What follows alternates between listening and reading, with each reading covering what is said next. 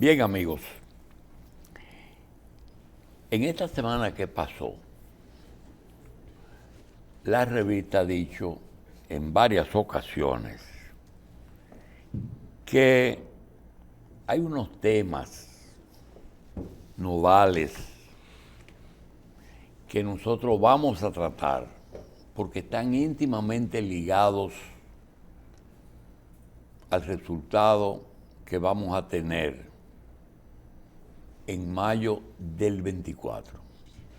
Pero resulta que en mayo del 24, un alto porcentaje de resultados se va a decidir en febrero del 24, con las elecciones municipales, alcaldes y regidores, que son lo que a la postre hacen la campaña en los pueblos y en los municipios en un momento en que el liderato local tiene más importancia que nunca por la desaparición de los líderes tradicionales.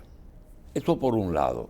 Por otro lado, nosotros hemos proclamado que debido a que nos acostumbramos que Balaguer y Bosch tenían los programas de gobierno en su cabeza y que uno sabía perfectamente lo que ellos iban a hacer, y Leonel en cierta medida, ya en el segundo periodo ya uno lo conocía, uno nunca exigió programas de gobierno. Por tanto, ahora nosotros necesitamos que los políticos nos digan qué van a hacer en caso de ellos lograr el poder. Y nosotros le hemos resumido un programa de gobierno que ellos no lo van a asumir, pero como la revista y Horas Extras no es una producción televisiva, sino que es una forma de vida. Nosotros queremos proponer algo y ustedes recuerden que se lo propusimos. Nosotros tenemos un programa de 40 puntos, no un libro sobre los derechos, sobre todo el contenido de lo que puede tener un programa de gobierno. Nosotros tenemos 40 puntos, que son los 30 puntos de la proclamación de los derechos del hombre en los derechos humanos de las Naciones Unidas y los 10 mandamientos de la Iglesia Católica. No porque sea la Iglesia Católica, sino porque valen para cualquier aspecto de la vida. Esos 40 puntos son suficientes y nosotros lo vamos a estar mencionando hasta las elecciones. Ese es el programa de gobierno donde dice derecho a comer. Bueno, lo que tienen es que enseñarme el ministro de Agricultura que va a producir esa comida. ¿Qué van a hacer con el DERECAFTA? Pero ya esos son detalles. Derecho a comer. Todo hombre es libre, es inocente hasta que se demuestre lo contrario. Y así son 30 puntos de ese tipo. Y la Iglesia Católica, no matar, no robar, no codiciar los bienes ajenos. Eso es los intereses, los conflictos de intereses que tienen ese nombre como mandamiento, por eso son los conflictos de intereses. Entonces, nosotros nos vamos a concentrar ahí. Resulta que hace muchos años en que un amigo realizó un trabajo sobre los grupos económicos tradicionales que hasta ese momento eran los mismos grupos nacionales, grupos de migrantes que lograron fortuna y grupos de multinacionales que, como todo el mundo sabe, cuando hay más de uno o cuando la cuenta es muy grande de esa multinacional, entonces los bancos extranjeros vienen y le manejan sus cuartos. Esa persona hizo un resumen de aquellos grupos que en aquel momento eran los que tradicionalmente tenían nuestras riquezas. Sobre todo tierras, inversiones fuera y mucha incidencia en la política local. Ese era el tiempo en el que un político iba a un rico y pedía ayuda, porque ni siquiera en ese momento estaban los fondos de la Junta legalmente asignados. Luego fue que vino eso. Y el comerciante o el empresario le decía, nosotros te vamos a dar esto, ¿qué tú quieres? Nosotros queremos un director de aduana, nosotros queremos un director de impuestos sobre la renta, o nosotros queremos, no, un gobernador del Banco Central y una dirección del control de drogas. Vino después de ese trabajo que hizo el amigo. En ese momento esa no era una condición. La condición de un director de control de drogas o un gobernador del Banco Central fue una condición de aporte después. Entonces, esa persona fue Fernando Peña.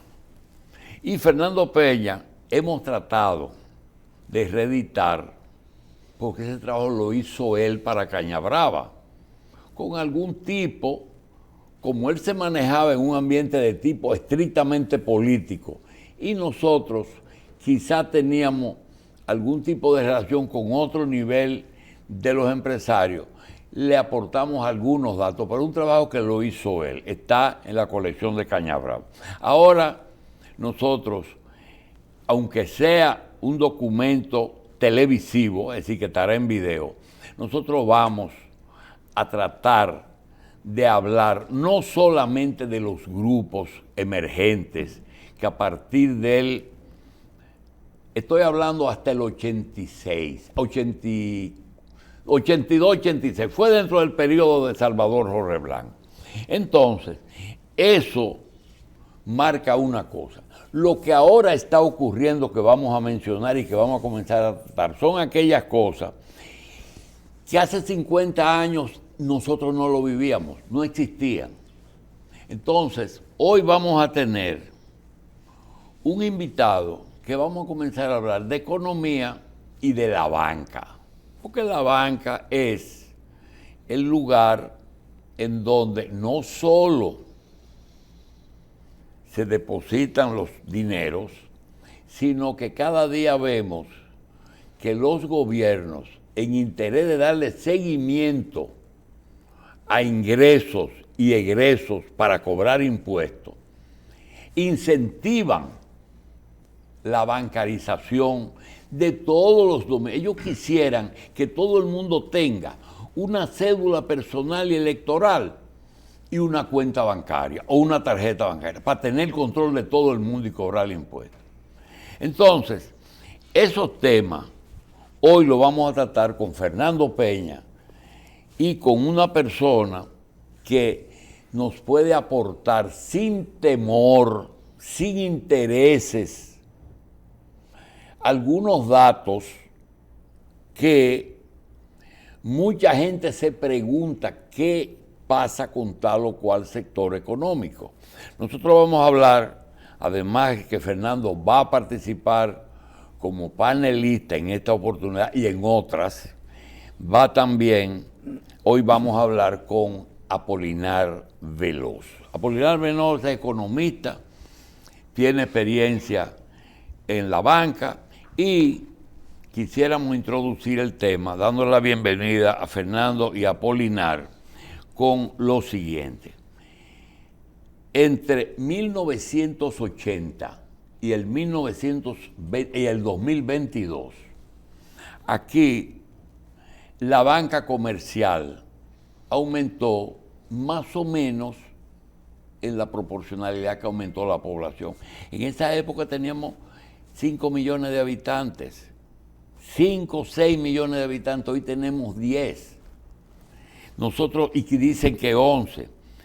Y hay una banca comercial que si tú le mezclas a las asociaciones y bancas de ahorro, posiblemente anden por más de 50 instituciones, aunque solamente hablan de 5 grandes. Pero los 5 grandes son suficientes para hacer mucho. Hay también una banca informal, enorme, que los gobiernos andan detrás de ella y no saben cómo entrarle, que es el prestamista informal. Ustedes no se imaginan la cantidad de personas que en este país manejan fondos de una manera sin control de ningún tipo de superintendencia. Y hay una que se parece a la informal, pero es todavía, que dicen la subterránea. En la subterránea está un poco el lavado y aquellas 3 cosas que caracterizan el lavado: la evasión de impuestos, la corrupción gubernamental y el narco. Son 3 cosas que los que trabajan tienen demasiado dinero y ese dinero ya no cabe en una caja de zapatos. Entonces hay que lavarlo. Y como decía un autor mexicano, muy bien, el lavado y el narcotráfico en Bolivia, en Perú, en Colombia, cultivan la coca, la procesan, la montan, la transportan por América Central, la meten en el Caribe, viene aquí, va a Puerto Rico. Pero la última milla, cuando llega a Estados Unidos, ese pedacito, esa milla que llega y se va al consumidor, nadie sabe cuál es el señor Smith ni qué banco es que se beneficia de ella. De eso nosotros no vamos a hablar, pero queremos que ustedes lo tengan presente en los diferentes tipos de economía, porque se tiene clasificado el país como un puente. También hay un negocio nuevo, que es el generador de energía eléctrica. Hay otro negocio que es el comercializador de combustibles a niveles insospechados, porque acuérdese que 1 centavo no es nada, pero cuando es miles de millones de centavos es mucho. Y cada vez que usted echa gasolina en un sitio, usted le está echando por galón entre 80 y 90 pesos dominicanos por galón, mínimo. Entonces, está también otro gran negocio. Antes, tú tenías 4 o 5 personas que suplían el gobierno. Una persona le vendía a Salud Pública la leche de los tuberculosos, se llama la leche del tísico. Cuando un empleado robaba, dice, ese se roba, ese se bebe hasta la leche del tísico. Es una leche que se le vendía a Salud Pública porque se decía que la tuberculosis era producto de falta de alimentación, entonces se le daba la proteína en la leche. Educación. Señores, 2 millones de estudiantes en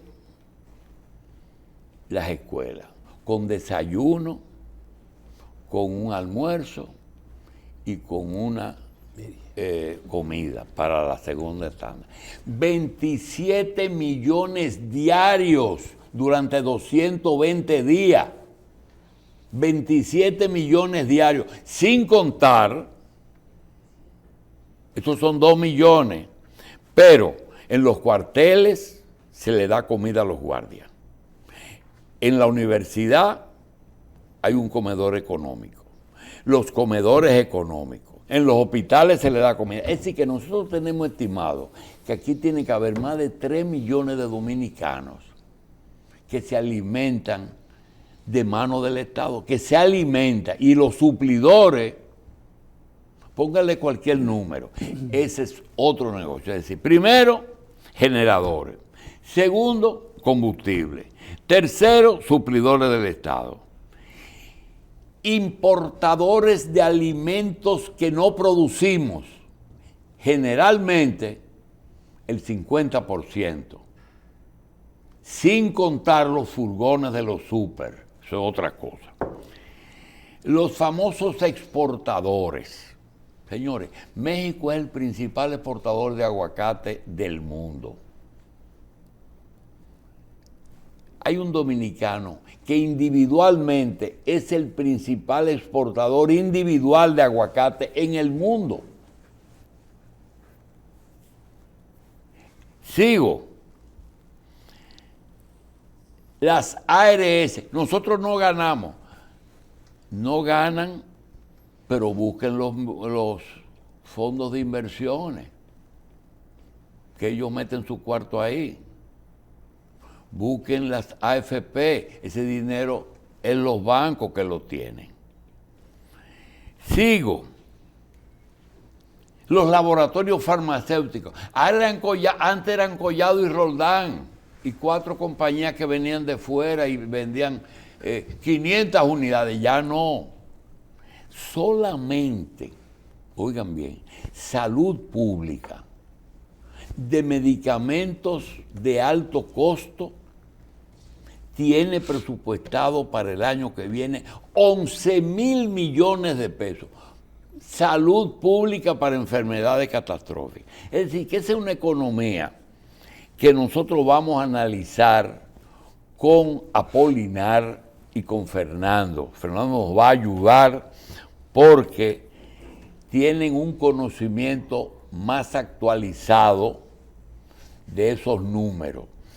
Pero nosotros tenemos algunos temas que nos gustaría como recrear un poquito, porque no queremos meter a Apolinar en un dime y direte con alguien que ya tiene establecida una posición de que posiblemente sea hoy el mayimbe de la bachata económica, que es el gobernador del Banco Central. Nadie se atreve a tocar ese tema. Y yo siempre me pregunto, yo fui amigo de Héctor Valdés, pero la Reserva Federal en un momento tuvo que salir de su jefe, y hoy día ese gobernador es el gobernador más antiguo en un cargo en el mundo. El que tiene más años desempeñando una gobernación en el mundo es Héctor Valdés. Y por tanto él tiene relación, no es que es el decano, pero podría serlo. Tiene relaciones con todos los gobernadores del mundo entero. Y los gobernadores manejan los bancos centrales. Y los bancos centrales lo manejan los grupos económicos hegemónicos en el mundo. No es verdad que eso lo gobiernan los gobiernos. Y nosotros no sabemos cuál es el mecanismo de cuando antes se decía, ponme al gobernador, al director de impuestos internos. Los bancos van a donde los candidatos y le dicen, ponme a fulano en el Banco Central. Yo no quiero decir más de ahí. Vamos a darle la bienvenida a Fernando y vamos primero a medir la economía. Primero, Apolinar, si yo digo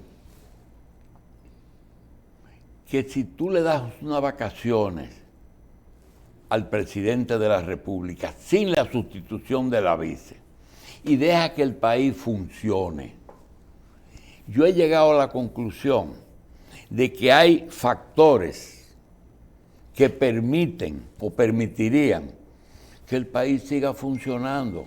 ¿Eso es una exageración o es una mentira?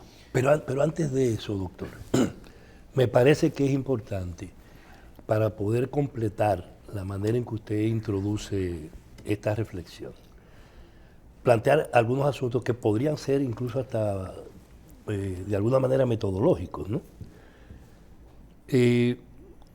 Un país solo se desarrolla en base, obviamente, a las condiciones de su economía, las características de su producción, las relaciones que de eso derivan, la institucionalidad que eso crea y dentro de todo eso, la función que hacen, y usted comenzaba haciendo el recuerdo de los grupos económicos, los grupos de poder y los factores sociales que intervienen en eso. La idea de ver el estado actual de la economía, Apolinar, y de verlo desde un punto de vista académico, científico, teórico, y hacerlo contigo, tiene que ver mucho con la condición que tú tienes, no solo de investigador del Observatorio de Políticas Públicas, sino además con la tradición tuya y la manera en que tú has estado enfocando una serie de problemas, alrededor de los cuales desde el poder normalmente, con mucho silencio, se te responde. Y se responde. Y desde el punto de vista político también, porque una cosa deriva a la otra. Hay factores que tienen que ver con la vida económica, por ejemplo, el carácter insular de del sitio donde estamos, porque nosotros compartimos una isla con Haití, y Haití tiene una economía que tiene una relación con la dominicana y al revés.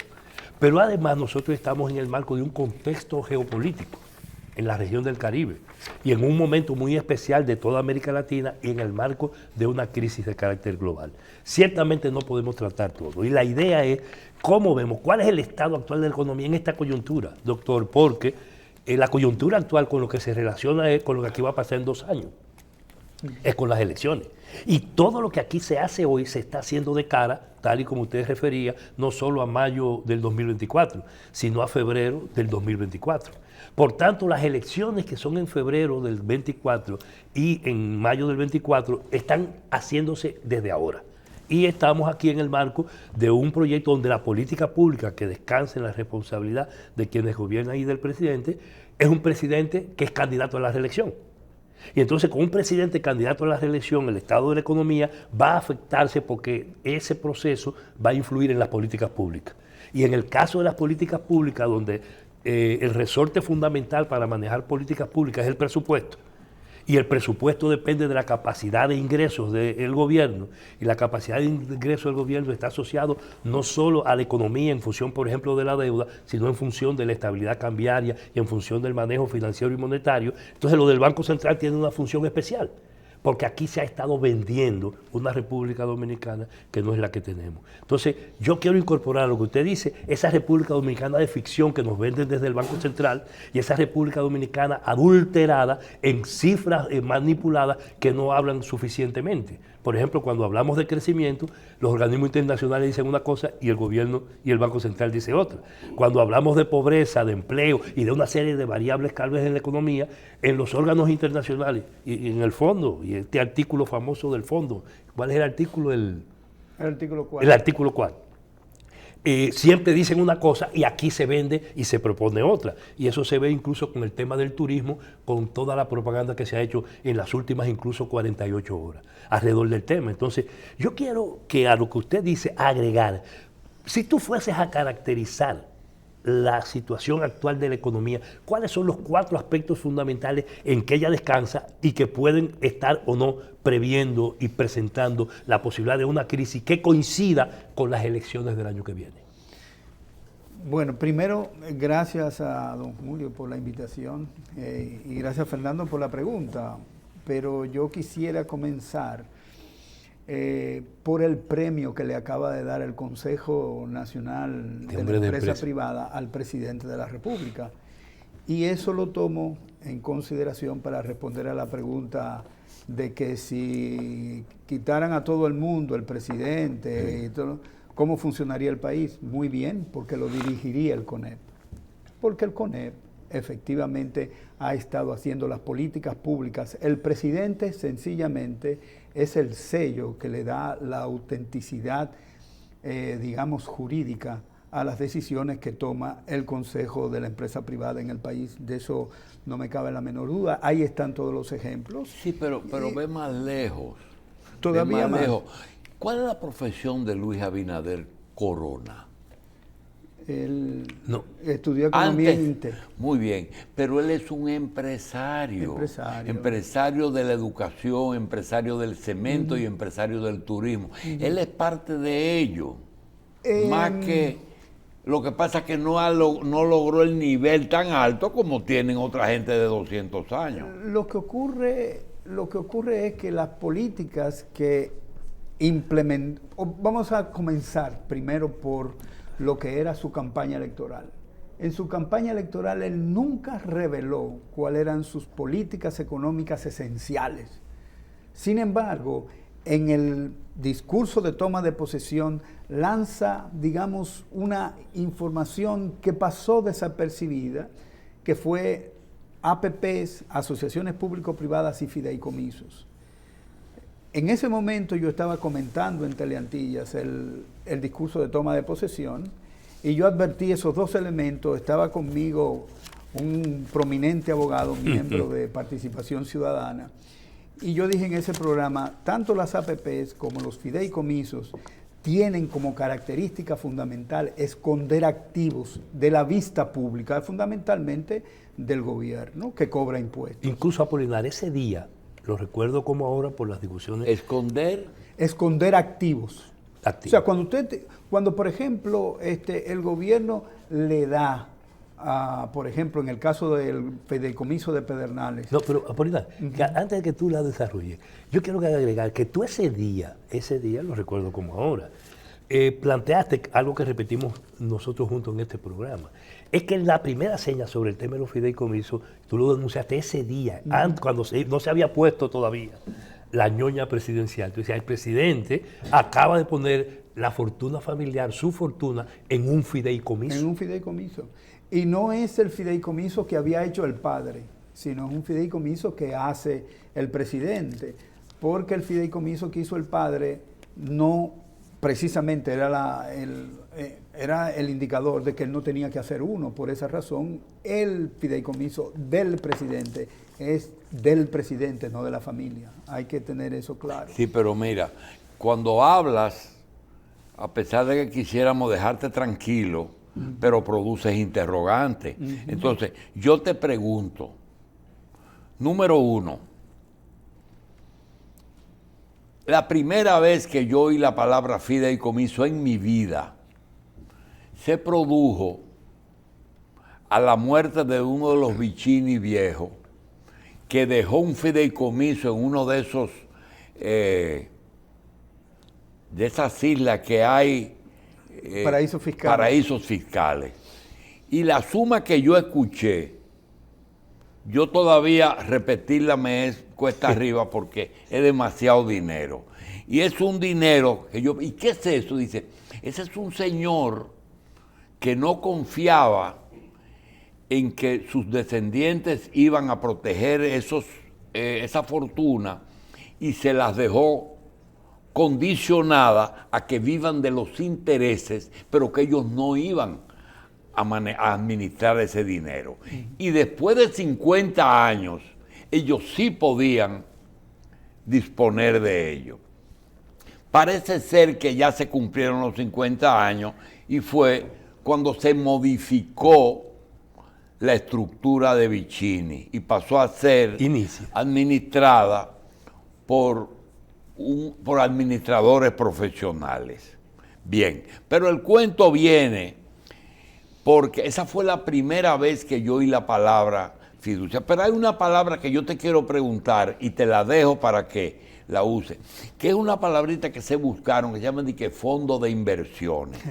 El fondo de inversiones es también una forma de esconder y tiene que ver con esas dos modalidades que mencionó el presidente de la alianza público-privada y de fideicomiso, porque yo te voy a decir que defendía y defiendo que frente a un presupuesto deficitario, ¿puedo subir impuestos? No, porque le cargan a los pobres los impuestos. ¿Puedo coger prestado? No, porque la oposición lo que coge son las cifras de que yo he sido el gobierno que más cuartos prestado. Pero ¿de dónde voy a ejecutar un presupuesto? Entonces, ¿puedo coger los cuartos de la política, del gobierno para hacer política? No. Entonces se buscaron dos variedades. Una fue, prepárate para que la política se va a realizar, reeleccionista se va a hacer con planes sociales. Tú puedes estar seguro que se dará más comida, más cosas. Y mira ahora mismo las pensiones. Gobierno que más gente ha pensionado en menos tiempo. Eso es política. Esa gente van a votar por Luis Abinader, seguro, para que le mantengan su pensión. Y lo otro es el que, si no es con esas dos cosas, que supongo que en la alianza público-privada debe de estar la inversión extranjera, ¿verdad que sí? Puede estar cualquiera. Tienen que buscar cuartos Sí. en esas dos, no hay otra forma. Y por eso es que yo creo que tiene sus cosas malas, pero también tiene cosas... No, pero eso no es dinero para el gobierno. Ah, ya. Eso no es dinero para el gobierno. Sí, Vamos a ver, los 6 millones de metros cuadrados que acaba el gobierno de aportar al fideicomiso de Pedernales, esa tierra no está valorada. Y digo que no está valorada porque si estuviese valorada y estuviésemos en una economía capitalista, yo le dijera, bueno, esos 6 millones que yo estoy aportando, usted me lo devuelve en acciones del negocio que usted va a hacer. Pero no, el gobierno sencillamente las entregó, el sector privado las explota, no, el presupuesto no tiene derecho a saber, a pesar del aporte del Estado, cuáles son los beneficios que hay, ni cuáles son las ni la inversiones. Cámara de Cuentas puede Nadie puede intervenir. A pesar de que la ley dice que donde quiera que haya una inversión estatal, la Cámara de Cuentas... Por eso es que está el tema de la transparencia. Ni puede la Contraloría, ni puede la Cámara de pero Cuentas. acuérdese que el fideicomiso generalmente nació como parte del ejercicio del derecho privado. Ahí no está... Por eso es que se habla de los dos fideicomisos. Sí, exactamente. Entonces, desde ese punto de vista, esta administración lo que está haciendo es sencillamente dar un espaldarazo importante a lo que ha sido siempre las ejecutorias empresariales en la República Dominicana. Primero estuvieron enganchadas a Trujillo como testaferros y después entonces se ligaron a la política estatal para seguir, digamos, explotando la relación entre el sector privado y el sector público. Y sobre todo ahora donde se ha prostituido, como usted bien dijo en la introducción, que prácticamente todo lo que todos los candidatos tienen necesariamente un origen privado desde el punto de vista del financiamiento de sus campañas, que posteriormente se transforma en ponme al gobernador del Banco Central, en ponme al ministro de Industria, en ponme donde quiera que el sector privado tiene intereses, ahí están funcionarios que dependen fundamentalmente del sector privado. Entonces, eso plantea efectivamente que el gobierno no tiene políticas públicas para hacer un ejercicio de gobierno como se hace en toda economía capitalista, es decir, un ejercicio equilibrado en el que todas las clases sociales tienen alguna participación y ninguna de ellas debería, por lo menos en teoría, de tener ningún tipo de ventaja sobre otra. En esta administración, como en las anteriores, pero en esta con mayor claridad, se ve que el gobierno es un gobierno de empresarios, no solamente un gobierno de empresarios, sino un gobierno que dirige las políticas públicas en la República Dominicana, de tal manera que el equilibrio que el gobierno debe dar en su participación en la economía se perdió y sencillamente ni siquiera se trata en lo formal de decir que el gobierno está trabajando para toda la sociedad, sino es para un grupo de manera clara. ¿Cuál grupo, Apolinar? ¿Cuál grupo? El grupo del Consejo Nacional de la Empresa Privada. Todo. Eso está claro. Eso está claro. O sea, son los grupos empresariales fundamentales, Vicini, Estrella, RISEC, todos esos grupos están ahí aprovechando lo que es el ámbito institucional y legal que le ofrece esta administración para hacer dinero. Esos grupos eran los que hacían y jugaban el mismo papel en los gobiernos anteriores. Exactamente. De hecho, incluso ahora, con mucho más ventaja, porque el presidente actual, diferente a los otros, que aspiraban y se convirtieron de hecho, de facto, en empresarios, este es un empresario de origen. Y además es justamente de una de las áreas donde los grupos de poder han logrado un mayor nivel de hegemonía de la vida política e institucional del país, que es Santiago. Estamos hablando justamente de eso. El presidente combina su condición de, número uno, parte del sector extractivo, que es un sector de punta en la economía, por todo el tema del cemento y la producción de cemento a partir de caliza. Segundo, y lo vincula por tanto al sector minero.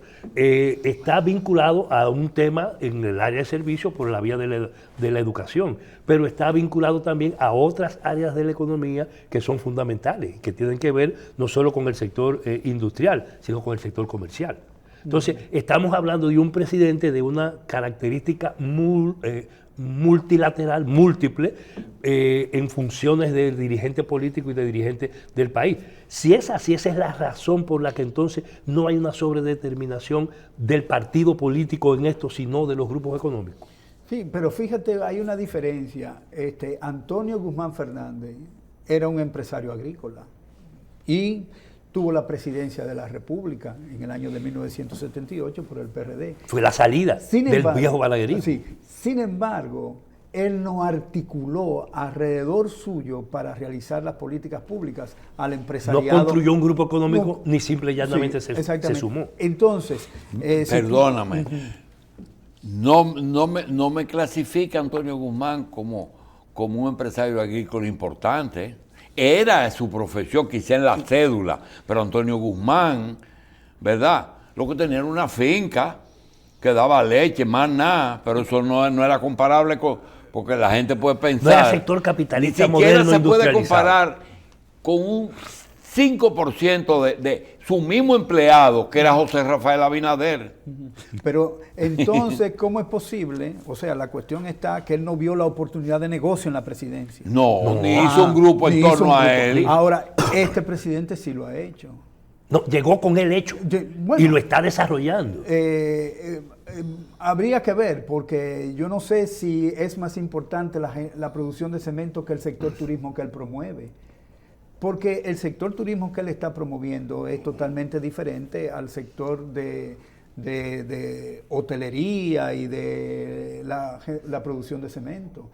Entonces, ¿quién es fundamentalmente quien está detrás del estímulo y la propaganda sobre el sector turismo?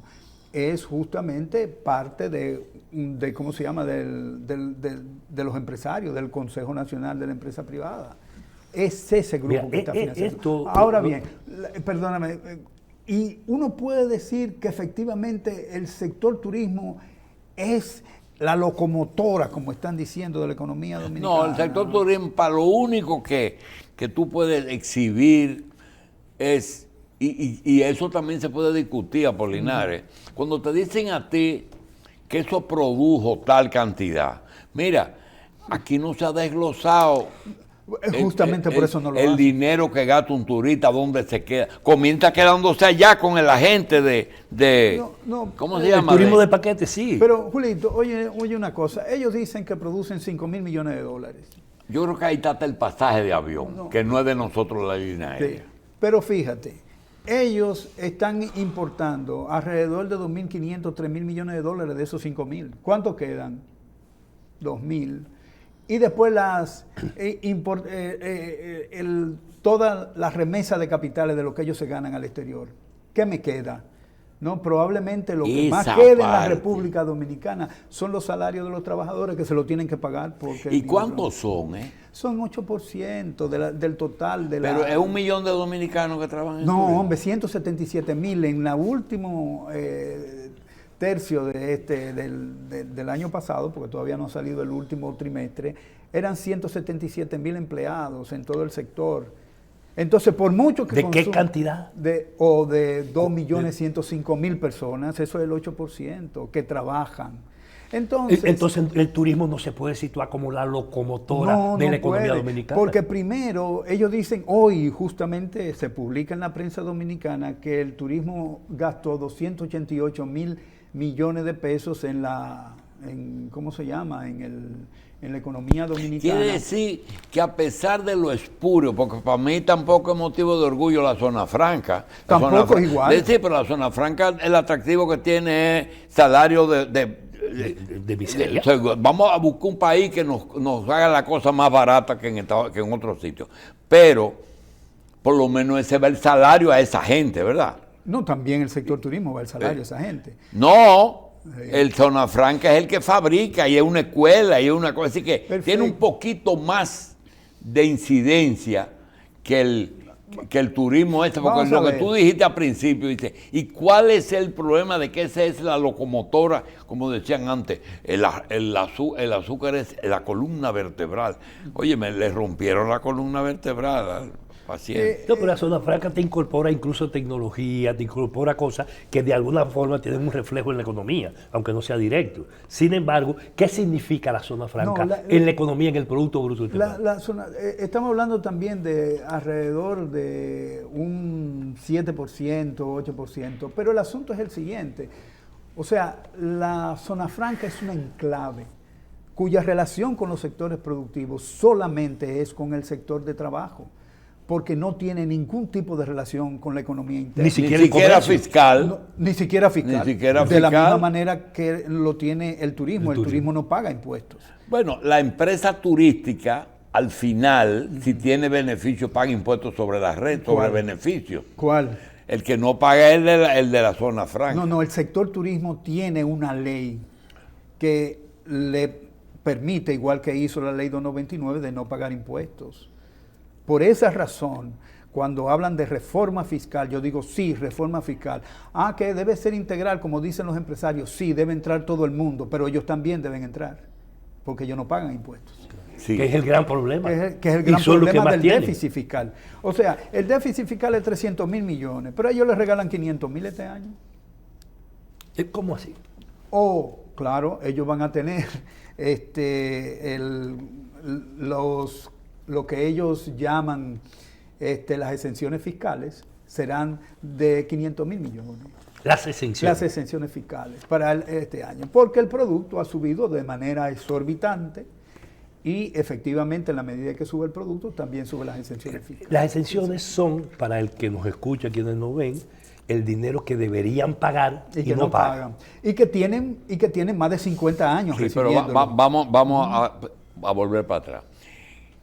Cuando llega Balaguer en el 66, se inicia el proceso de incentivos a determinados sectores. No, eso comenzó recuerdo, con Bosch. recuerdo perfectamente que la primera medida fue los incentivos agropecuarios, no la ley de la industria. Decían las camionetas AP, que quiere decir agropecuaria, y obligaban a los tractores a sacar placa, porque eran vehículos exonerados. Ese fue el primero. Luego vinieron las leyes de la industria. Luego vino la ley del turismo. Luego, la última fue la ley a los generadores, ¿verdad? Ahora, ¿cuánto dijiste que Bosch qué? No, hay que comenzar por Bosch, porque el origen, según algunos historiadores, del golpe de Estado del 63 fue justamente la no aprobación de las leyes de incentivo industrial y también el hecho de que en el año de 1967 Balaguer tuvo que acelerar el proceso de aprobación de esa ley, había sido por presiones del Consejo Nacional de Hombres de Empresa. Eso lo dice Fran Moya Ponce en su libro Empresarios en Conflicto. Dile a Fran Moya. Eso está escrito, pero nadie lo ha desmentido pero el todavía. problema es que la gente, si lo dice Fran Moya Ponce, es palabra de Dios. Pero pero es yo una te quiero, referencia bibliográfica. yo con Fran no tengo problema, pero te quiero decir dos cosas. Primero, hay dos eventos que yo quisiera que la historia lo corrija. A Bosch lo tumbaron antes de tomar posesión. ¿Tú sabes cuándo? Cuando regresó de Europa con Overseas. Cuando él regresa con el contrato para la construcción de la presa, ahí mismo se decretó. Después tenían que buscar los motivos, como al señor Danilo Medina, quien lo tumbe Pompeo. No es de que la marcha verde. Pompeo fue el que cogió la llamada y lo tuvo. Ahora, podemos hablar muchísimas pendejadas. Pero esas dos, Juan Bosch lo tumbó oversí. Pero está bien, es mi opinión. No, está bien. Sigue. Es posible que los Estados Unidos, dentro de su política regional, pueda concebir determinados gobiernos en América Latina, perfectamente. Ahora bien, recuerde una cosa, don Julio, quien vota al final no es Estados Unidos aquí, vota la gente. Y Pompeo pudo haberle dicho, no te reelijas, eso fue lo único que pudo hacer, o sea, no seas el candidato del partido, busca otro. Porque no queremos problemas de gobernabilidad. Ahora bien, el hecho de que haya habido gente que por, no cansancio, de hartazgo del robo del PLD, de la corrupción PLDista, del debilitamiento que produjo en todas las instituciones públicas, la gente votó masivamente porque Estados Unidos no vota aquí. Y Bosch llegó al gobierno no porque los norteamericanos querían, ellos no querían. Incluso, si a eso vamos, está escrito en letras y documentos norteamericanos que ellos habían decidido que Bosch no fuera. Y dijo, eso es un gobierno filocomunista. Y está demostrado por sus propios agentes. Sin embargo, dijeron, nosotros somos partidarios hasta de la vuelta al Trujillato. Eso es desde antes. Esa política marcó. Trataron de cooptar el gobierno y no pudieron. Y lo que usted pone de overseas es un ejemplo del tipo de cosas que provocaron y que mostraron que no podían permanecer. Mira, con Juan Bosch ahí y tuvieron que salir de él. Yo no quiero desnaturalizar un programa que quizá nos trace algún tipo de orientación económica para saber en qué nos equivocamos, en qué nos estamos equivocando y para dónde este hombre debe completar sus 2 años. ¿Cuál es la situación actual? Seguro, porque tú coges ahora mismo el golpe de Bosch. Bosch en ese momento pertenecía a un bloque democrático pro-yanqui. Rómulo Betancourt, Pepe Figueres, Muñoz Marín, y después, que después empiezan con, esa fue la razón. Y lo de Odebrecht, se metieron a construir en Estados Unidos. Fíjate que ahí es que explota. Pero vuelvo y te digo, es la génesis de todos estos problemas. Yo quisiera retomar el tema que plantea Fernando sobre yo no sé si en estos 593 días que le quedan a Luis hasta el 16 de agosto, que creo que va a repetir, yo no sé si él quiere rehacer algunas cosas o completar la inversión público-privada y el fideicomiso, porque veo que el fideicomiso es una cosa que parece que el país no puede marchar sin él. No, o sea, es una forma de hacer negocio y una forma de complacer y beneficiar al sector privado. ¿Le mejora el presupuesto al país? No, lo empeora. ¿Por qué lo empeora? Y te voy a decir un ejemplo bastante claro. El fideicomiso de RD Vial tiene una deuda de 49 mil millones de pesos que al ministro de Hacienda se le ha olvidado colocar dentro de la deuda pública. ¿A quién le debemos? A eso no se sabe, porque eso es... no es fideicomiso. Es un fideicomiso. Pídale que le digan quiénes son. Pero fue cuando le quitamos a la compañía que manejaba eso. No. Eso es el manejo de los peajes. Eso es RD Vial. Ya. En RD Vial. 49 mil millones. Pero no solamente eso, también se le olvida al ministro de Hacienda, que anda muy orondo dando declaraciones sobre la deuda pública, que el Banco de Reservas debe 69 mil millones de pesos.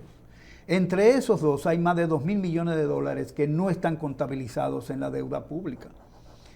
Está bien, entonces, este es una administración de propaganda y yo creo que uno de los éxitos que ha tenido la gobernación del Banco Central ha sido generalizar el uso de los recursos públicos para propagandizar sobre la economía dominicana, cuando efectivamente lo que debería hacer es informar. Y hay una serie de elementos que son, digamos, muy importantes desde este punto de vista. Por ejemplo, en la banca dominicana, cuando se produce toda esa política durante la pandemia para supuestamente ayudar que la economía dominicana no se contrajera más de lo que debía, se le dieron un dinero a la banca comercial, ¿no? Incluso se dice y se comparó que eso lo ha hecho Estados Unidos y que eso lo ha hecho Francia y lo ha hecho Alemania. Pero sin embargo hay una diferencia clave. El Banco Central Dominicano le da directamente a la banca dinero. En Estados Unidos le dieron directamente dinero a las familias. Diferente. ¿Qué hizo a la persona? A las personas, a los jefes de familia. ¿Y aquí fue al banco? Aquí, claro. ¿A los bancos para porque qué? Para que se lo den a sus clientes. No solamente o eso. A su dueño. Para reestructurar los créditos vencidos, que ya el Fondo Monetario Internacional le había dicho en 3 artículos cuartos que había una debilidad de capital en la banca dominicana. Y con eso ellos resolvieron el problema. ¿A quién le resolvió el problema? El Banco Central, a la banca. Por eso es que la banca es el principal soporte de esa gobernación. Y no podía ser de otra forma. ¿Dónde está el negocio, Apolinar? El Banco Central podría perfectamente garantizar que el Estado Dominicano prestara directamente a la gente, pero lo hace a través de la banca. ¿Cuál es la diferencia que hay y quién gana y cuánto se gana? No, mira, ellos tienen, por ejemplo, el Banco Central, cuando llegó esta nueva administración, tomó una decisión de eliminar que los individuos, Fernando, Julito y yo, fuéramos directamente al Banco Central y comprábamos los certificados. Eliminó eso y dijo, son los puestos de bolsa. ¿Quién lo eliminó? Héctor Valdés lo eliminó. Entonces él dice, solamente pueden venir los puestos de bolsa. Y dicen que es una colocación de certificados competitivo. ¿Competitivo con quién? Entre ellos. Pero ellos son un grupo que se ponen de acuerdo. O sea, ahí lo que hay es un consejo monopólico de determinación de qué tasa de interés le vamos a dar al Banco Central, porque eso es un pasivo del Banco Central. 1. Segundo elemento. El gobernador dijo que iba a solucionar el problema de la capitalización del Banco Central y promovió una ley. No, pero antes de que tú sigas, Apolinar, oiga, doctor, sí, a los puestos de bolsa. ¿A cómo le da los certificados? Los certificados lo emite a 10%. ¿Y a cómo lo hace el banco? Los bancos comerciales lo ponen a otra tasa menor y obviamente la diferencia se queda en los puestos de bolsa. ¿Y de cuánto es esa diferencia? Esa puede variar, depende del puesto de bolsa. Puede ser un 2%, puede ser un 1%, y eso es un 1% sobre 800 mil millones de pesos. Pues eso no es cualquier cosa. Tú has estado respondiendo muchísimas cosas que estaban planeadas preguntarse, pero la estás respondiendo. Quiere decir que las medidas tomadas por el gobierno y por el Banco Central a los bancos, que deben de ser regulados quiere decir que ninguna medida perjudica a los bancos. No, ninguna. Nunca, en ninguna época. No, bueno, espéreme, hay un parteaguas. Sí, que fue de Hipólito. Los bancos se miraron desde cerca, incluso en reuniones conmigo hubo representantes de la banca comercial que me dijeron que yo tenía primero que mandarle los proyectos de resolución de Junta Monetaria a él para que él me dijera qué opinaba. Y yo le dije, pero entonces tú debes venirte a sentar aquí. Porque si tú estás diciendo que ellos querían antes de, y ahora lo están haciendo, porque esa es la práctica de esta administración. Pero bueno, lo que quería decir era que la cuestión de esa relación con el Banco Central es muy sui generis. Por ejemplo, los bancos centrales de Europa y de Estados Unidos están comenzando a cuestionarse el hecho de que el dinero que depositan los bancos como encaje legal en el Banco Central les sean pagado tasas de interés. O sea, ya ellos están cuestionando que eso es, digamos, un regalo que se le está haciendo a la banca por un costo que ellos deben asumir dentro de su estructura de costos. ¿Y qué ocurre?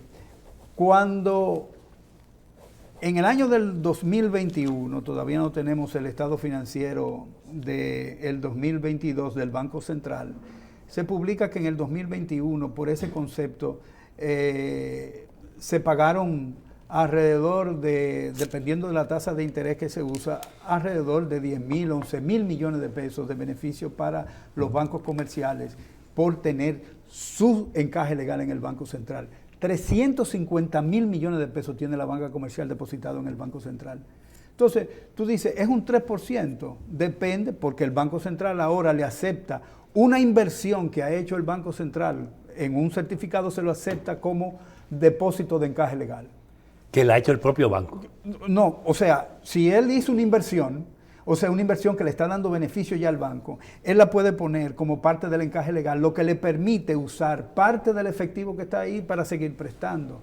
O sea, esas son condiciones que le permiten a la banca comercial tener beneficios extraordinarios durante estos últimos años. A propósito de eso, Apolinar, mire, y quiero, doctor, a ver si nos sintonizamos en esto, pensando en la gente, para que este tema pueda efectivamente coger el nivel de lo llano y el pueblo pueda entender cosas tan complicadas, con comillas, como es el tema de la economía. Hay un eje transversal, o algunos ejes transversales que caracterizan la economía dominicana ahora. Ese eje transversal tiene dos nombres, APP y fideicomiso, que ha implicado e implica un proceso de apuntalamiento del proceso de privatización, incluso en estos 2 años a mucho mayor velocidad, no quiere decir característica, que la que llevó el PLD en los 20 años. Eso de mayor velocidad en el proceso de privatización implica, por tanto, un crecimiento de la depredación del Estado. En un país que salió de los gobiernos del PLD con la esperanza de que se frenarían las cosas que siguen pasando y se siguen multiplicando. La deuda pública, el problema de, a pesar de la propaganda de los aportes limitados al producto, al proceso de la economía dominicana, de turismo y de agroindustria, refleja un crecimiento de la sobredeterminación de los grupos financieros que son al mismo tiempo los dueños de los grupos económicos poderosos del país. ¿Está entonces o no, Apolinar Veloz, para un economista conocedor de la economía en sus aspectos macro como tú, está la República Dominicana en el marco de cuál situación? Nuestra economía, ¿de crisis? ¿De puertas a la crisis o de retorno de la crisis? Mira, todas las economías capitalistas, desde el siglo XIX que se instaló el capitalismo en Inglaterra, ha tenido altas y bajas durante toda su historia. Y yo creo que en la República Dominicana no puede ser diferente, sobre todo porque esta es una economía con muchísimas deficiencias, a diferencia de las economías más desarrolladas. Y quiero volver un poco atrás justamente para ejemplificar eso. Pero va a ser después de la pausa, porque hemos avanzado mucho.